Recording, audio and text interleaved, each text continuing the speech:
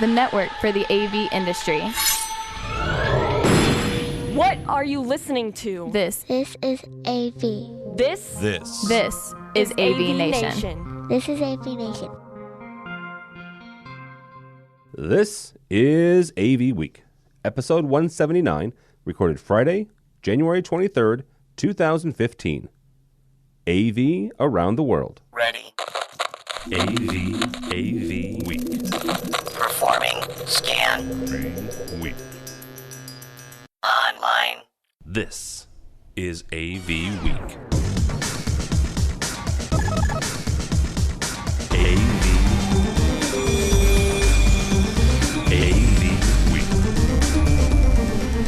This is AVWeek, your weekly wrap-up of audio-visual news and information. My name is Tim Albright.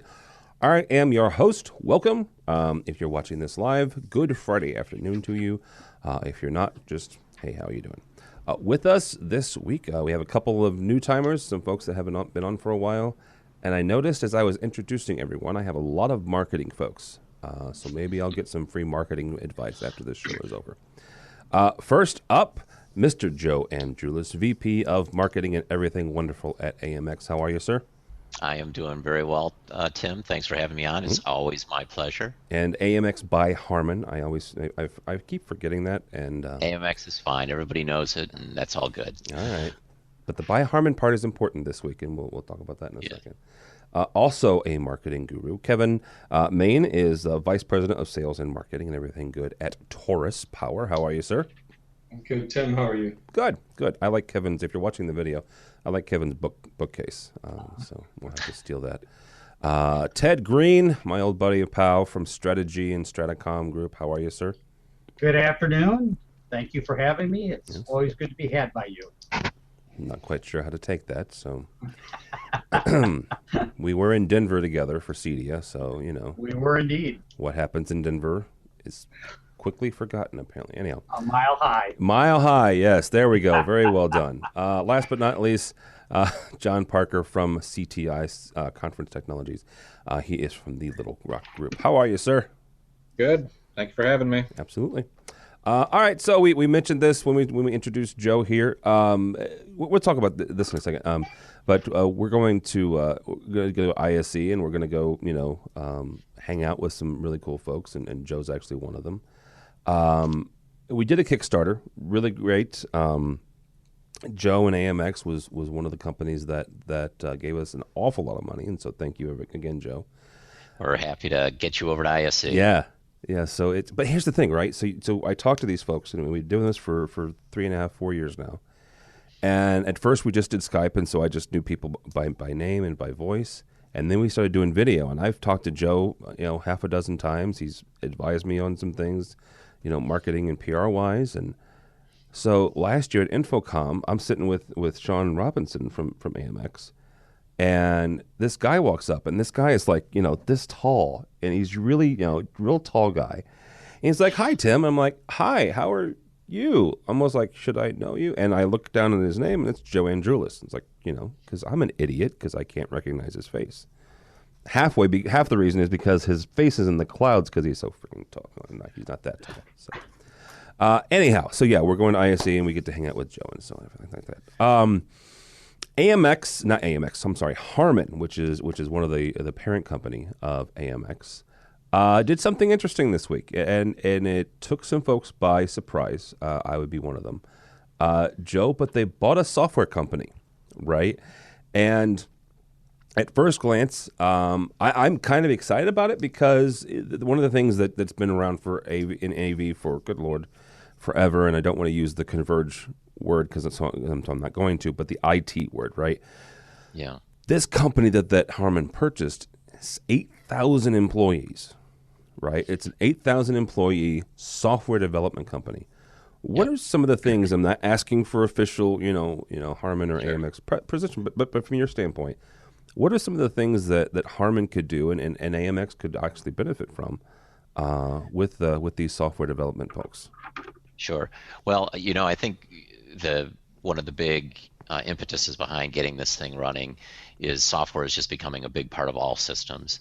And Teleca, the name of the software company software services company that was bought, is getting added as actually a fourth division. So it's not part of any of the other divisions. It's part of a fourth division. And so it's complementary in the sense that, all of the divisions in Harman are depending on software development more and more. And so adding it just made a lot of sense. It's going to be a great resource for all of us. In fact, I know that even we at our AMX have worked with Teleca in the past on some projects and for our own purposes. So this is all very, very exciting. It's all bringing them into the family. One thing that I found interesting is I was reading up on Harman and also the group that you guys got. Harman up until Wednesday had 16,000 employees, right? Roughly, give or take a couple. So you guys got a 50% increase overnight. As far as a corporation, what does that? I mean, does that change the culture, or does it just what's a few more people? Well, you can't predict the future perfectly, but I think the fact that it's operating as a fourth division will probably isolate that any direct effect a little bit, right? So, its own culture, its own way of operating will pretty much, I expect, probably remain a little bit independent of the way all the other groups operate. Okay. And I think that's good, right? So we'll have the capabilities, but you don't necessarily get distracted by deep integration efforts here. So certainly in the short term, I don't anticipate it's going to create any sort of ripples. Hopefully, the whole point of doing any of these mergers, though, is taking the best things you learn from each one and rolling it across the board. So I'm hoping there is some impact. I just don't know exactly what it's going to be yet. Yeah, absolutely. Ted, from your standpoint, both from the marketing standpoint and from you covering it from strategy, what do you think the impact is going to be of rolling a software development company into a primarily AV company, both from audio, video, and control?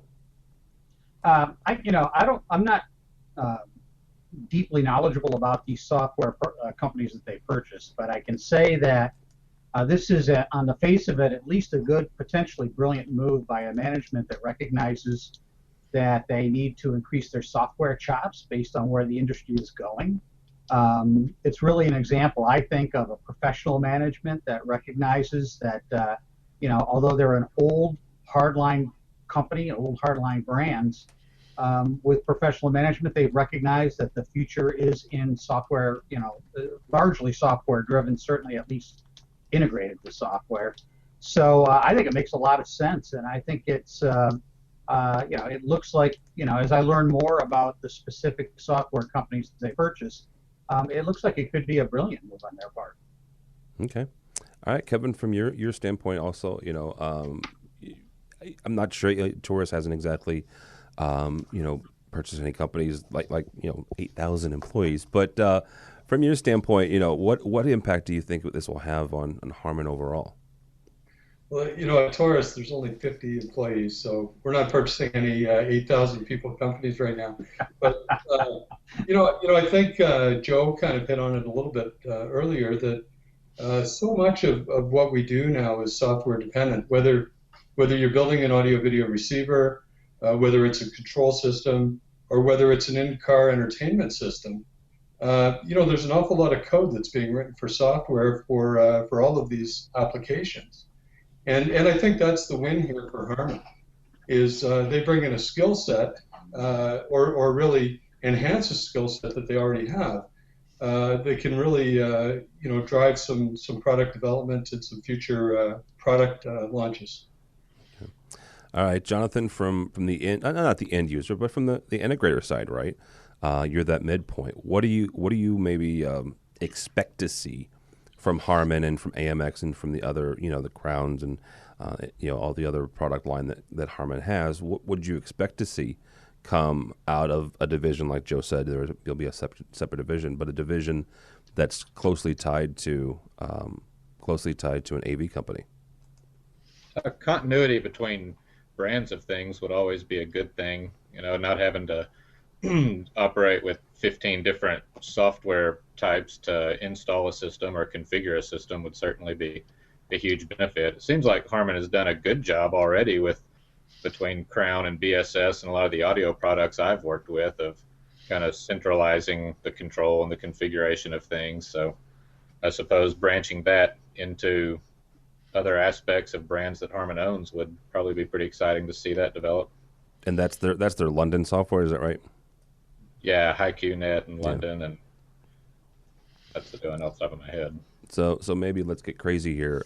As you know, I'm a programmer. Well, I manage programmers. How about that? And Jonathan does audio DSP really well.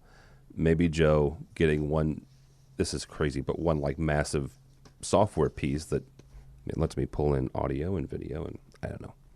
We're just getting crazy here. So sounds like a good kind of control-ish kind of company ought to be needed to kind of tie all that together. Yes, a control company would be lovely. It's a shame that Harman. Oh wait, they do own one. So yeah, well, they're pretty insightful. They're thinking ahead. Maybe they knew about this one before they. Yeah, this is just crazy. All right, let's continue on with audio. Meyer Sound CAL is the very first AVNU Alliance certified speaker. Goodness gracious. If you've ever listened to this show for more than 5 minutes, you know that I am a big proponent of AVB. That is what the AVNU Alliance, they're a consortium that pushes AVB. They're all about AVB. They'll be at ISE in 2 or 3 weeks. They'll be at Infocom. A year ago, they had their very first certified product. It was an extreme switch. And it goes through rigorous tests, goes through the testing at University of New Hampshire. And I, for one, was very excited because they even wrote that said, hey, great, awesome, groovy. We're going to have, all these AVB certified products, these AVNU Alliance certified products coming down the pipe. That was a year ago. Yeah. This is number 2. No, it's not number 2. I beg to differ. Okay. No, I'm sorry. You're right. There was a Crown. There was a Crown amplifier that's AVB. You're right. I'm sorry. That was number 2. So the second one was in June. So now we've got a trend. Now we've got 2 was the trend. 3 is an overwhelming adoption. God, I love marketers. It's a wave. I love marketing, guys. So okay, I'll give you a trend. I'll give my son loves patterns. This is a 6-month pattern, Joe. What? Yes, Crown was the second. So Joe, we'll stick with you on this. What are we doing here? I mean, is it just the process is that rigorous? Is that what we're talking about, or? I'm obviously not an audio guy, and AVB obviously is most of its time on the audio side of it. So I really can't speak to the time to adopt. But what I will comment on is, Harman, and the industry generally knows that migrating towards increasingly network-centric AV delivery is real critical. And AVB, of course, is a great standard for getting that done. Harman is completely on board with that. We did demonstrate it by coming back with a second product that was AVB enabled. So we're, even though, you could argue that the speaker is a competitive product to our JBL product line, we're very excited about it because the standard's only as good as its adoption. Yes. And getting more and more adoption is really critical. And it always takes those first willing people to jump on board to get enough momentum behind a standard adoption to have others kind of feel like they need to get along with it. So they always start slow. I don't think that this is anything particularly unique. Okay. All right. See, I was just excited because they had the first couple ones. So, John, from your standpoint, you're my audio guy on this show. Is this a big deal that it's taking so long, or is this just it's cool that we have our first speaker? I think it's cool that we have our first speaker. I'd be excited to hear that. I get more excited just that Meyer has jumped into the column line array game more than how you're feeding it. If I had my way about it, I would probably still go back and default to AES inputs as far as digital protocols and passing audio around. The AVB stuff is certainly exciting, but haven't dove in super deep because there hasn't been a lot of stuff to dive into, other than maybe some of the Biamp products. But so you would Dante has kind of followed the same thing, where it's been slow to everybody to jump on board, but it's starting to pick up momentum. So I was going to ask that because it seems like there's a lot more Dante feeders and listeners, to use the AVB language. So you would rather do AES even over Dante? Not necessarily over Dante. I guess AES has just been a reliable standard for so many years, and it zero latency for the most part, and long distances, and XLR connectors are certainly nice when you're touring. So, I mean, that's just sort of been what I've used for so long. Yeah. And okay, yeah. The reason I asked, a buddy of mine, Josh Schrago from ICS out in San Francisco, huge Dante supporter, huge Dante guy. Actually taught a class last year at Infocom for it. So, Mr. Ted, let's go with you on this. From a I guess a market share standpoint, AVB has suffered because there are so many Dante products out there. What do you think they're going to need to keep people interested if these certified products are going to take, let's give them some leeway here, 2 to 3 months, right, at a time when they start cranking these things out? What are they going to need to do to keep people interested? Yeah, I think that of course, I'm more on the residential side than the commercial side. I would say probably 18 to 24 months ago, I detected a lot of interest amongst residential integrators for AVB, but a lot of that was dissatisfaction over HDMI and issues with long-run HDMI. And a lot of the integrators were just looking for anything that could help them. HD-based kind of stepped into the fold and solved that. I think there's still a lot of interest in AVB, but it's just taking so long that they're beginning to lose the faith. I understand that organizations like the Avenue Alliance want to enforce standards and make sure that everybody adheres to the standards. But boy, they've got to pick up their pace for people to be able to really get a sense of they can rely on them and begin to design them into their systems. So to me, that's the biggest challenge, is how long it's taken them to get gear up and running. Yeah, absolutely. Kevin, from your standpoint, and Joe mentioned the standards, and yes, I still like standards. I like the ability to make sure that regardless of whose product you're using, that you can have a set of criteria, right? So whether it's a power supply or it's somebody's audio system or control system, that right there is blasphemy, but it's a whole nother show. From your standpoint, how important is it that they take their time and make sure that these suckers are really certified according to their standards? I think the standards part is definitely quite important. You need to take your time and make sure you're bringing on products that are adhering to the standards. But Tim, really with this category, you're a little bit outside of my area of expertise. Because I'm certainly more on the residential side as well, just as Ted had mentioned. So I don't think I can really speak too much more towards this particular topic. Okay, that will work. All right, moving on. We are talking about VIA International and the fact that, one of their founding members, a gentleman by the name Randy Stearns, is leaving, or has left, rather. This one's difficult, right? I don't know. I mean, it was all over the Twitterverse. It's one of the lead stories in CE Pro, but I don't know much what to make of it, right? And I guess the best question to ask you guys is, are we in a situation where large multi-organizational groups, whether it's a residential or a commercial, can survive? I mean, yes, we have emerged out of the Great Recession, but Ted, we'll start with you because you work with manufacturers a lot and other businesses in this space.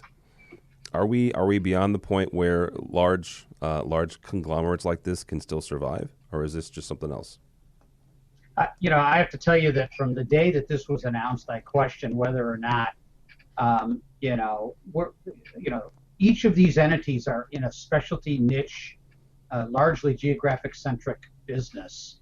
And, if you talk to any of the really smart financial people, they'll talk about how, rolling up multiple companies like this can gain leverage, and through synergy, you can lower costs and overhead and improve margins. But for most of the people in the specialty business, margin is not, margin's always an issue, but it's not that big of a driver of the success of the venture when you're dealing with specialty and especially luxury-oriented goods. So from day one, I questioned it. Actually, I got into a little behind-the-scenes debate with another journalist whom shall remain nameless, who the day that was announced said, oh, this is going to be a huge success, largely based because of the fact that Randy Stearns, who I've interviewed, is a very, very smart guy. So the thinking was sort of along the lines, if anybody can make it work, he can. And in fact, somebody commented on the CE Pro article and said exactly that. He's so smart, if anybody can make it work, he can, except he's now out of the picture. They now have a financial guy who was brought in to kind of salvage the situation. And we'll see where it goes. I just think that it was the right idea, but the wrong venue. And I think that, that business strategy favors companies that are larger volume, maybe margin-stressed companies that by combining, consolidating, eliminating redundancies, improving leverage can improve their margins and improve their market power for buying demand. All those things really don't play in a specialty business, so I'm not all that surprised. So it's more about the specialtiness of it than it is the conglomerate part. Is that what I'm? Yeah, okay. Taking the example to a ridiculous degree. You can go to some craftsman, in South Africa and say, okay, I'm going to put together a consortium of all you craftsmen and try to take over the, whatever, the wooden flute market. But it's just not the right business model to try to consolidate to take major market share. And integrators are a specialty business. They have many wonderful parameters and aspects to their business, and consolidating to lower costs to drive margins to grab market share is really not so much a specialty market attribute. And I think it was just it was probably doomed from the beginning. Wow. Can I ask a quick question regarding this? Is it possible to get 10 or 12 different entities with different culture, different brand selections, different client bases together to operate as one company? Well, it's physically possible to do it, but it is very challenging, and you don't really realize the benefits of the leveraging unless it's a consistent line assortment across all the brands. And if all the markets have a similar type of demand, it's just really hard to scale a specialty, almost craftsman type business. It's very hard to scale that. Yeah, I'll add one other dimension to it. I agree with the specialty craft business, and that characterized a lot of traditional AV. The one area where there's a potential for an organization to serve a bigger geographic areas and for the big global companies. And we're seeing an increasing number of large entities that have multiple sites wanting to do a common design across all the different facilities so that they can upgrade it more easily and maintain it more easily and interoperate more easily. And it is a little challenging sometimes that there's a lack of dealers who can cover all the locations that they have an interest in serving. So this really doesn't speak to the situation at Buy International specifically, because there's a lot that goes into making an acquisition successful or not successful, and especially when you put that many groups together. But I do understand perhaps the strategic argument for it.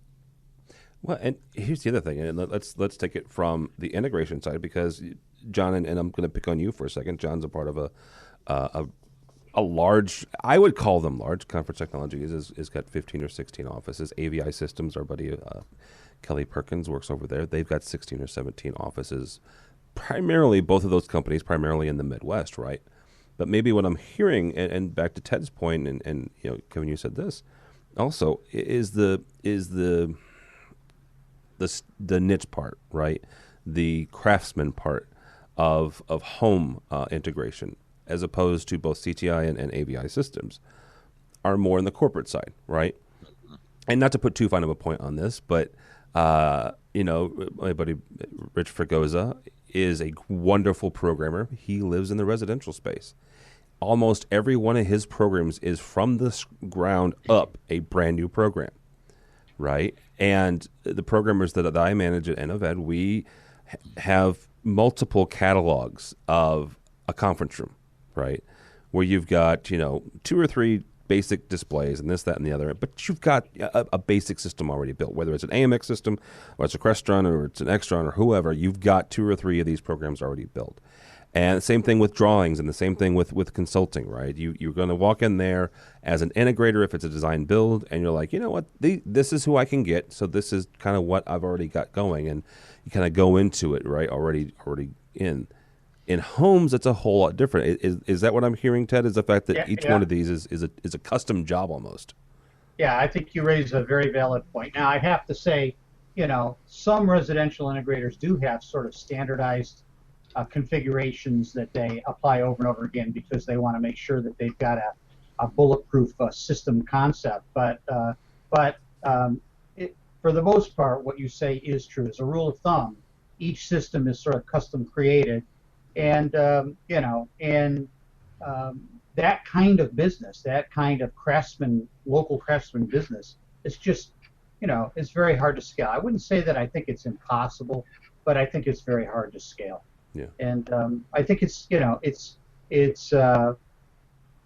are other ways to grow your business, and you can look at, as a residential integrator, you can look at going into commercial, you can look at some other things where a partnership with another company might make sense. But I think that they took a tried and true, sort of financial gambit and tried to apply it to an industry that is just not conducive to that kind of a financial gambit. Yeah, and that's unfortunate because, we've got some other, some guys who've been on the show that work for VIA, so I do hope that they at least, weather through this. So. Yeah, a lot of good people. I don't mean to sound critical at all. A lot of really good people there. Yeah, I mean they have it's a good group of guys and very legitimate businesses. This idea just didn't pan out. Yeah. All right. Let's hope that for Microsoft, I shouldn't say for Microsoft's sake, they could go to every trade show in the rest of their existence and not feel a bump. But for their sake, I do hope that their ISE booth is a little bit more than their Infocom booth. Let's say, if you'll remember, actually, Joe, it was about a year ago we had the Joe Andrulis on, and as we're coming on the air, so to speak, Joe breaks the news that Microsoft is going to be at Infocom for the first time. And, well, I don't know if you went to Infocom, but it was a giant lounge. Yeah.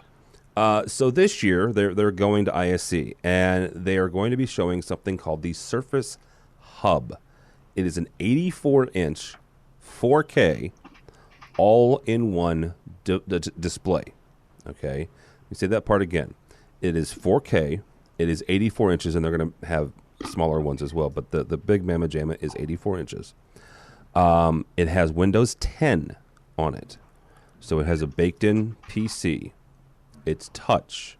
It has near-field communications.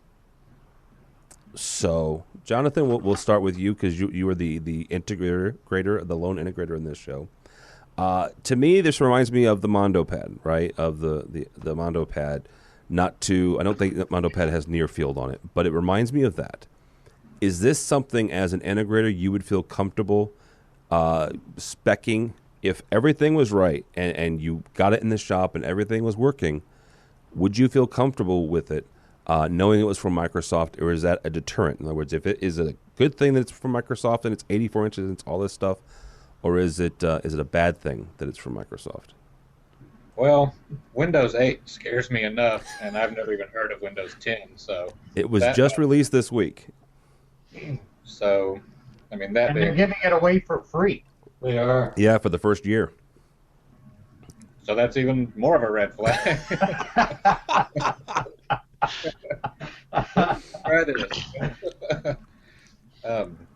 But big touch displays, I mean, they aren't going anywhere. People love those, So if it's got something that the other ones don't, then I could see it being beneficial and cool. Most of the time, the big touch displays seems like people either want a digital whiteboard or some type of interactive digital signage, which neither one of those really require, full-blown cutting-edge PC OS technology type stuff. So, just like with 4K and the content argument, I would say somebody needs to throw some ideas out as to what this thing could do, and then I could comment as to whether or not I think anybody will use it. Okay. No, that's a valid statement, especially about the Windows 8 part. Although Windows 8 is a touch better than Windows 7. So, Joe, from your standpoint, is this something? And one of the things that it does is it interacts with audio and video, so you can talk to the thing. Ostensibly, they stole some of their Connect software. I hope they tweaked it a little bit because Connect still is not quite there. Is this something that you guys at AMX specifically are looking at, are doing something like? Or are you guys concerned about the fact that you can interact with it, and so therefore technically you wouldn't need a control system on the back end to manipulate this thing? Yeah. Well, first of all, I've only seen as much as you have, right? Yeah. So I can't speak specifically to what it can do and so forth. It has a lot of capabilities from what I've seen, all different kind of functions. And I think it remains to be seen which ones customers will adopt most, which ones will become kind of more peripheral features versus real core features. But what I would comment, though, is that I think is very positive is, AMX, and I think the industry generally has for a long time been talking about how AV is being standardized somewhat so that you can put it in more spaces reliably. And this is, I think, another step in that in building that road. And so it's Microsoft's experiment, and Google has done some, and a whole variety of Crestron as well has done some experiments in this. And we're still working on the formula to find the things customers want most. But I'm excited to see what it can do. I hope it brings good ideas. I always think that competition forces everybody to rethink their business and come to the table with some new ideas. So I'm hoping that at ISE we see a huge step up from what their InfoComm presence was, and that they've got something exciting to show off. Yeah, I do too. And if you didn't catch it, actually Google was at InfoComm too. They were asking people to join their job force. So yes, they were. Yeah, I haven't seen whether or not they're coming to ISE yet or not. So I haven't looked, but yeah, they have so many divisions that there could be somebody there. There could be somebody there. You would have no idea that they do it. Ted, from your standpoint, what do you think? First of all, what do you think about it? And secondly, is it something that you could see, either in a residential space or a smaller pro space? It's really hard for me to judge the product because I have to really get around the whole Microsoft equation. When it comes to hardware, Microsoft's got just such a spotty record that I've got to say that with any new product that comes from Microsoft, frankly, they're guilty until they prove themselves innocent to me. So I got to tell you, if I was an integrator, which I'm not, but if I was, I would be very, very hesitant to see how it plays out before I got on board. Okay. Go ahead, Joe. Although, Tim, what's interesting about this is because it is coming from Microsoft, you wonder if Microsoft's strategy is not to convince the integrator, but to convince the IT director who might already be committed to Microsoft and says, hey, this is one more thing you got for me.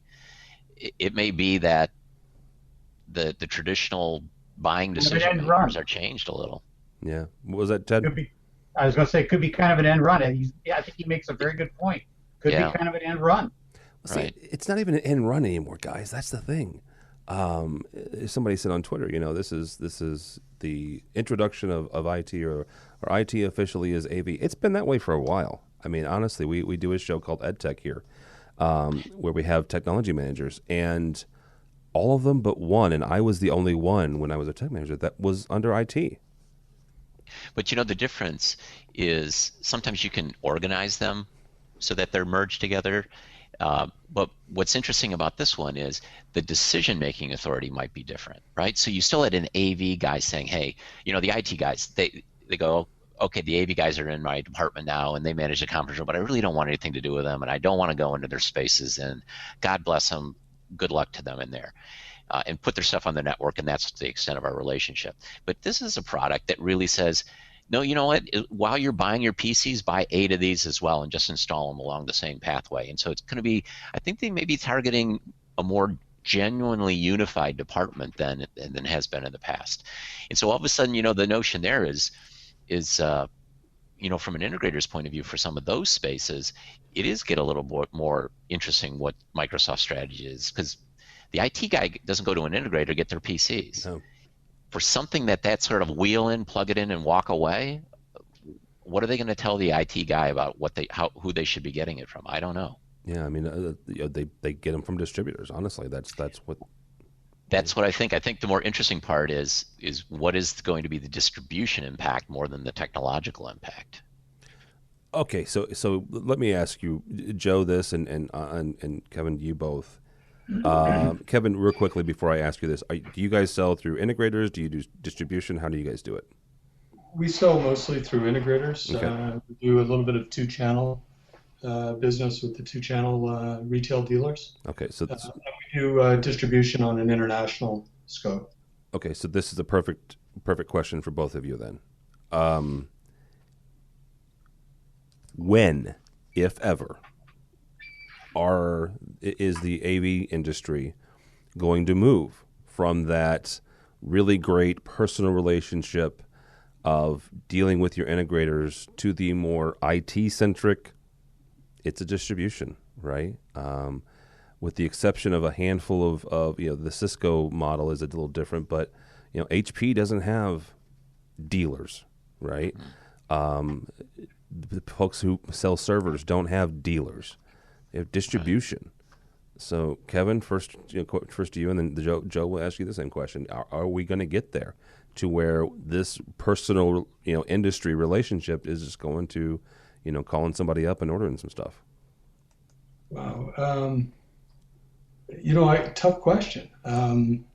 I think it happens or is happening ongoing. The business is continually changing and morphing, where it is becoming more on the distribution type of delivery rather than the personal delivery. I think that's happening all the time. It's a very sophisticated product. The product requires a very high skill set in order to install and and make sure that it's working properly. So we really do need specialists involved in speccing and installing the products for people. But more and more products are coming out that are, geared towards more of a distribution type of a business. Maybe Joe can comment a little bit on his thoughts on this. Yeah. It's really an interesting time for us right now, and now that we've joined Harman, where we've got a broader range of products, I'm starting to have my eyes open to more and more distribution options, because AMX, we're exclusive to a dealer network, right? Even if it goes through distribution, it still goes next to a dealer because we need that same expert install. But products like this one that Microsoft is pulling out start saying, well, we address some of the same problems in those same spaces in a standard way. That's wheel in, plug 2 connectors in, the Ethernet and the power, and walk away. So, some products within the Harman portfolio are much more straightforward, and then they can get purchased without a dealer in between as well. Or maybe it's a retail dealer. Yeah. It's not really sort of a pro type or one that sort of a value-added reseller. And we're getting, this year, in fact, has been a real big decision-making point for e-commerce, because even people who buy through dealers will often say, well, I want to buy replacement products, and I don't get why I can't just get online and buy one, right? Or this product is very straightforward. I can buy those products, and I just want to be able to get out. So at what point are you on that slippery slope to the point where you're gliding all the way to the bottom, and almost all of your products are available through a direct-to-customer model? It's going to be a interesting point of transition for all of us. Yeah, it will be. As Joe is talking, I'm thinking of 2 specific products: the AMX and Nova, which is their one of their presentation platforms. And you guys, most people don't know this. You guys have a really kick butt webcam. Just But seriously, Joe, I mean, it's I don't know if you're using it or not, but it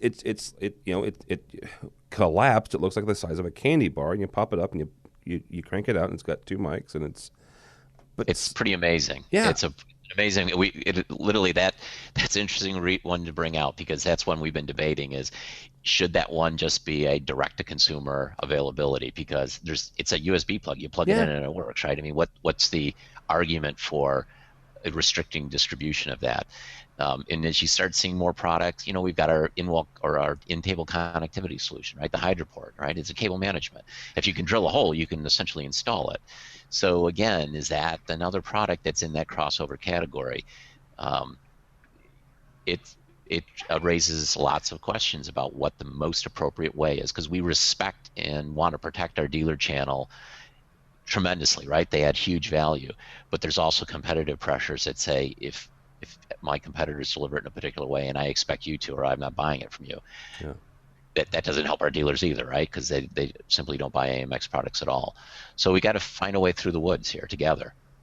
Yeah, that's a very good point. But that's I don't envy you. How about that? So I don't. Joe, can I just ask a question? Because one thing that I see is, the integrators, the dealers, certainly the good ones, are pretty. They're able to move with the marketplace, and they see what's happening in the market and change their business so that their businesses remain viable.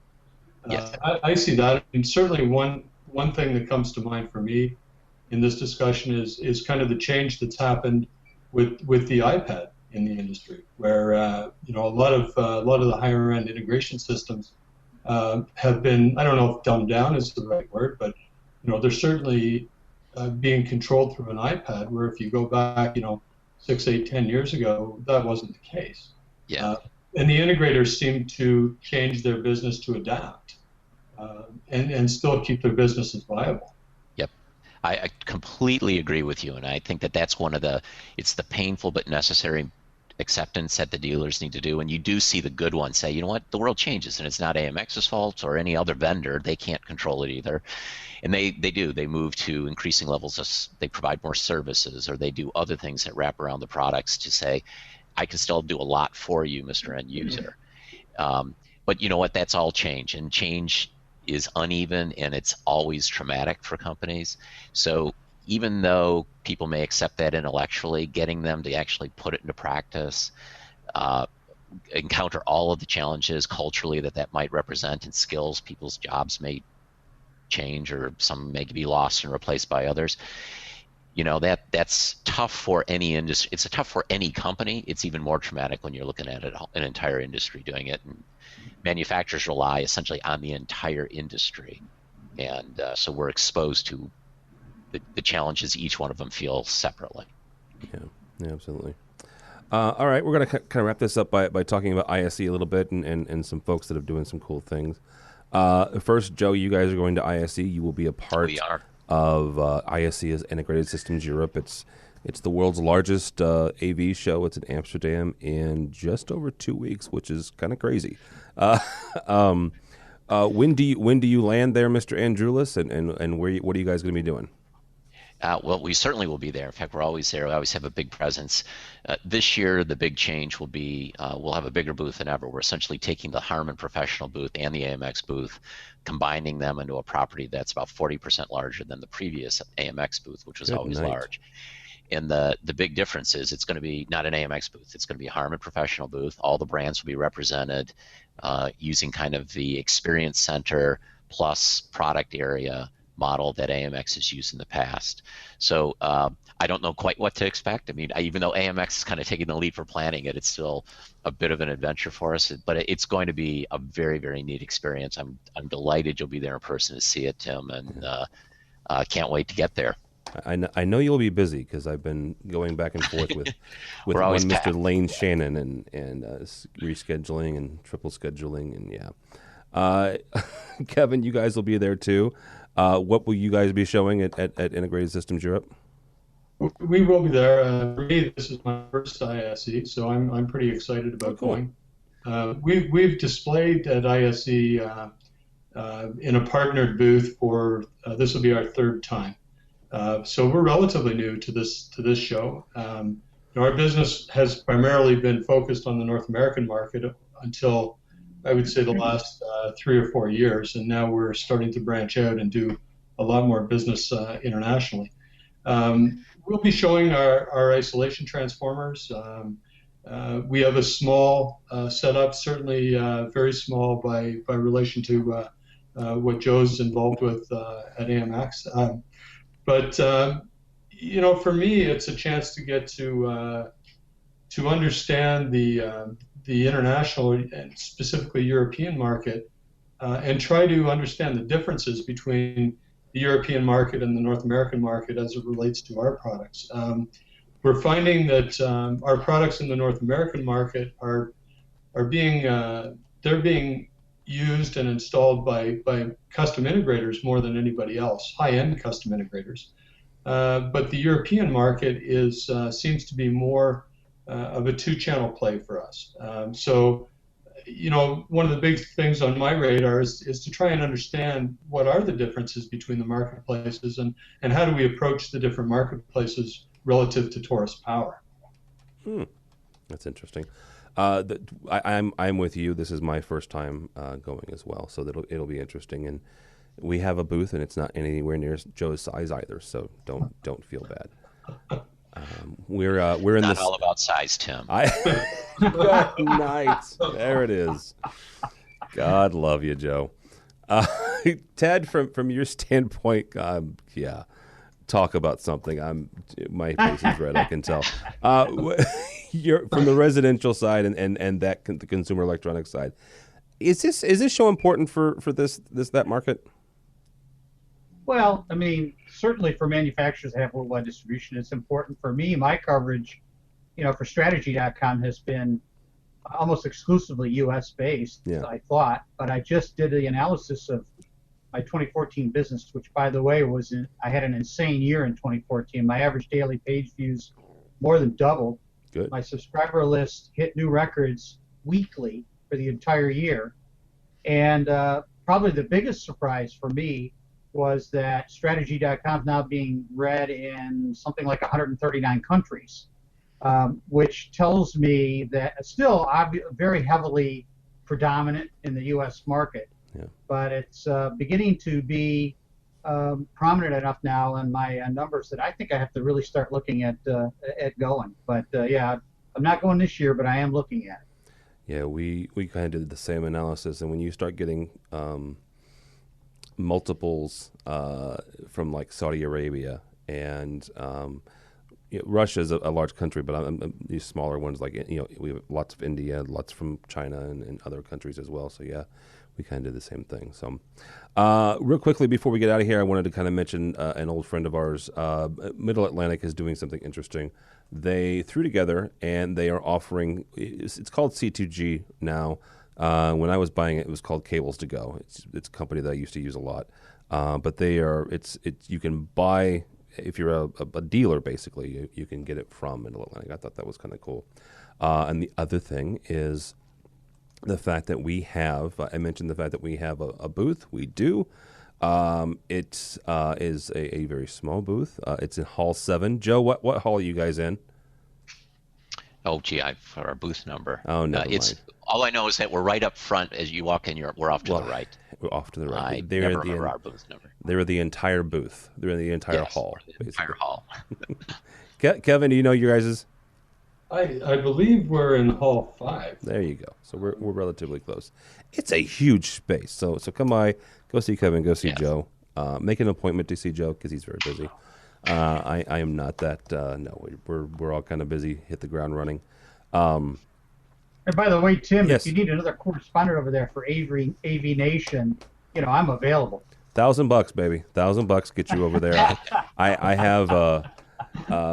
We were with Joe's help and a number of other people. We did a Kickstarter, and to save about nearly $1,000, actually, we did Air B2B. So we rented an apartment like 3 blocks from the RAI, and it was a lot less expensive than renting hotel rooms. So You figure in the cost of transportation back and forth to the hotel and everything else like that. It's right there. The folks that own it have been very, very nice and very accommodating.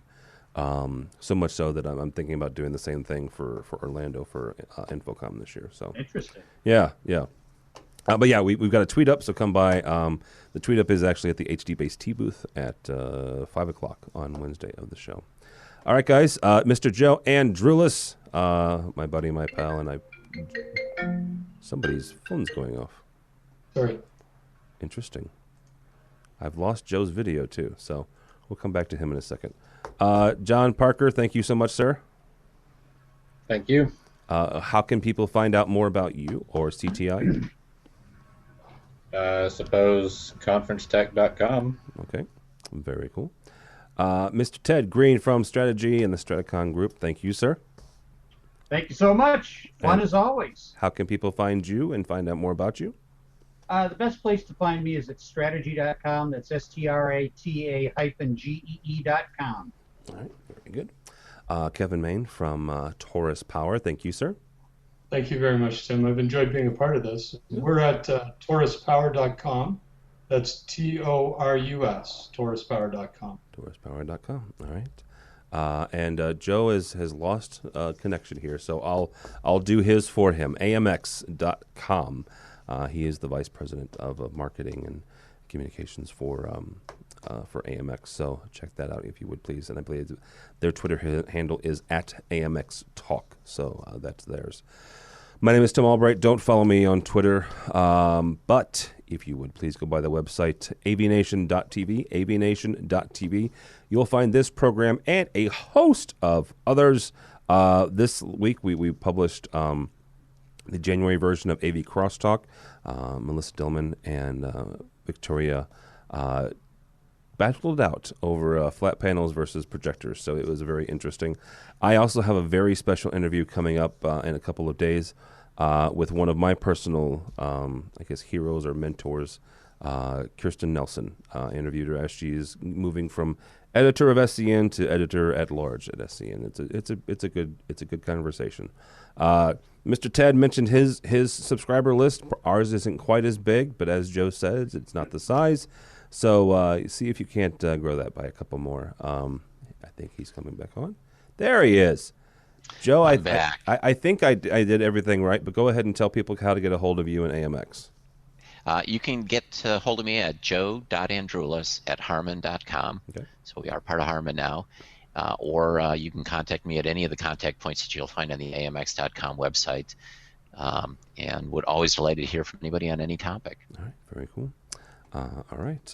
So go by our website and sign up for our newsletter. The first one comes out at the end of the month. We're not going to go crazy. We're just going to do them on a monthly basis, basically a recap of kind of what we do, what we've done, and what we got coming up. So AVNation.tv, AVNation.tv. Thanks so much for listening. Thanks so much for watching. This has been AVWeek.